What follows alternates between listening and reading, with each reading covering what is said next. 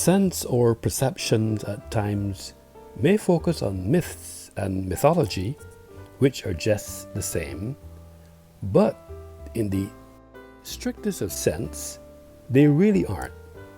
I am not conflating the two issues, but rather trying to make sense of the role of myths without taking literally their references to gods, monsters, or the supernatural, especially its place in culture, in context, that connotes the scrutiny of myths and whether our perceptions are influenced by our individual differences and preconceived notions. In my view, the aforesaid is perceived as an utterance which, in this context, consciously or unconsciously, is functioning as a request for information, which is expected to be provided in the form of an analytical conversation. Plausibly, this theory posited suggests that linguistics may or may not have anything or nothing to do with perception. Likewise, this perspective draws our attention to the stark reality that scholars who in other fields use the term myth in varied ways. In a broad sense, the word can refer to any traditional story, popular misconception, or imaginary entity. Consequently, juxtaposing the above theory, namely, use the term myth in varied ways, against the theory that different cultures group individual colors differently and thus give them names according to how they categorize them, perhaps borders on conceptual combination, which is a fundamental cognitive process by which two or more existing basic concepts are mentally synthesized to generate a composite higher order concept. The products of this process are sometimes referred to as complex concepts. Combining concepts allows individuals to use a finite number of concepts which they already understand to construct a potentially limitless quantity of new related concepts. In this intellectual discourse, the same becomes an essential component of many abilities, such as perception, language, synthetic, reasoning, creative thought, and abstraction. Likewise, contextually, there are so many descriptive alternative words which can replace myth, especially from the thesaurus. This theory presupposes that the words such as allegory, fable, folklore, ideology, legend, parable, story, tale, tradition, and legend are also expressive surrogates of myth. Of note, myth is a folklore genre consisting of narratives that play a fundamental role in a society, such as foundational tales or origin myths.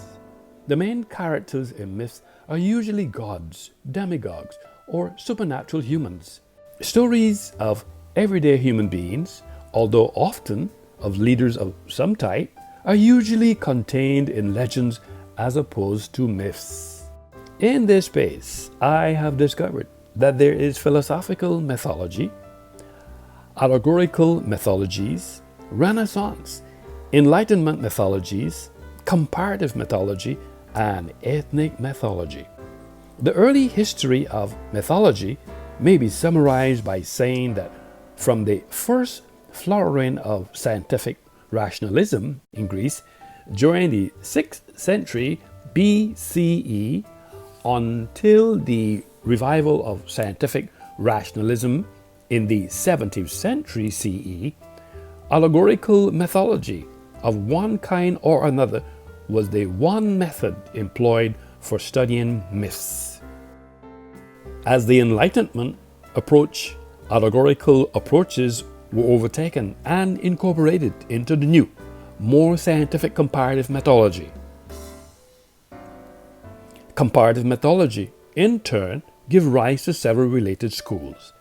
The nature school made comparisons among the world's myths to determine what key environmental or cosmological factor gave rise to myth.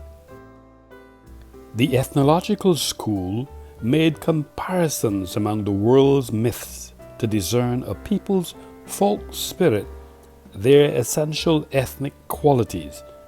The most intense form of ethnological school, which culminated in the Orion hypothesis, coupled comparisons of the world's myth with intensely racial and nationalistic political ideologies.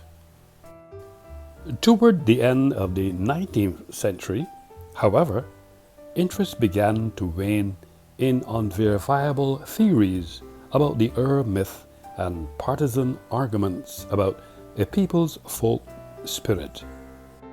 A new school of mythologists was waiting in the wings to shift the conversation away from questions about tale types and people to the matter of how living mythic traditions function in so-called primitive societies. All things being equal, the aforesaid explanation may be one of the reasons why in some academic circles the term myth properly refers only to origin and cosmonautic myths. For example, many folklorists reserve the label myth for stories about creation. Traditional stories that do not focus on origins fall into the categories of legend and folk tale, which folklorists distinguish from myth. In view of the statement expressed before, gives me understanding how to navigate the representation of a language in this text. Therefore, I must confess that the aforesaid language and words can be explicitly and implicitly decoded. However, a word of caution though, the decoding process is contingent on my cognitive skills, coupled together with the provision to understand the relationship between text and meaning according to Jacques Derrida. Further to the said point, the assembling of words becomes the underpinning of this text and can be interpreted as a technique in understanding human codes. This view is supported by Ferdinand Saussure, who espoused the view that linguistics was only a branch of a more general semiology, a science of signs in general, human codes being only one part. Therefore, I would not hesitate in concluding that every culture in the world has had and still has some type of mythology. The classical mythology of the ancient Greeks and Romans is the most familiar to people in the West, but the motifs found in these stories are echoed in others around the world. The Greek tale of Prometheus, the firebringer and teacher of humanity, is echoed in the Chinese tale of Foxy. The story of Noah and her creation of human beings in China resonates with another from the other side of the world.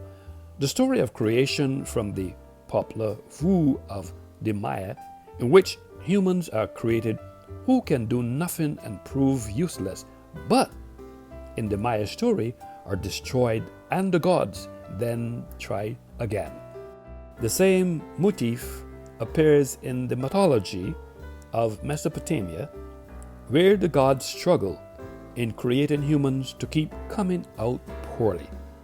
What is very perceivable, long before human beings set down their myths in words, they had already developed a belief structure corresponding to the definition of myth provided by Leach and Fried. To add value to this discourse, it is imperative to insert the view mythology, since it binds us closer and provides us with a shared sense of community. Though we may lead atomized lives as husbands, wives, sons, daughters, professionals, and members of this or that nationality, we are bound together through shared myths. This thinking corroborates the view espoused by psychiatrist Carl Jung that myth is a necessary aspect of the human psyche which needs to find meaning and order, thus instilling a desirable cultural value. Jung further adds that the oldest myth in the world is not surprisingly a psychological myth relating to the inevitability of death and the individual's attempt to find meaning in life. Again, we observe that there are many cultures around the world have interesting myths about the sun, reflecting its importance in all our lives. Myths tell the stories of ancestors and the origin of humans and the world, the gods, supernatural beings, and heroes with superhuman, usually God-given powers. Myths also describe origins or nuances of long-held customs or explain natural events such as the sunrise and sunset, the cycle of the moon and the seasons, or thunder and lightning storms, according to Joshua J. Mark.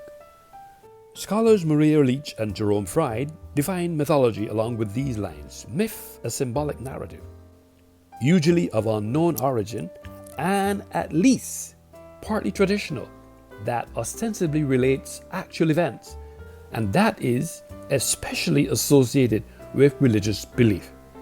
It is distinguished from symbolic behavior, cult, ritual, and symbolic places or objects, temples, and icons.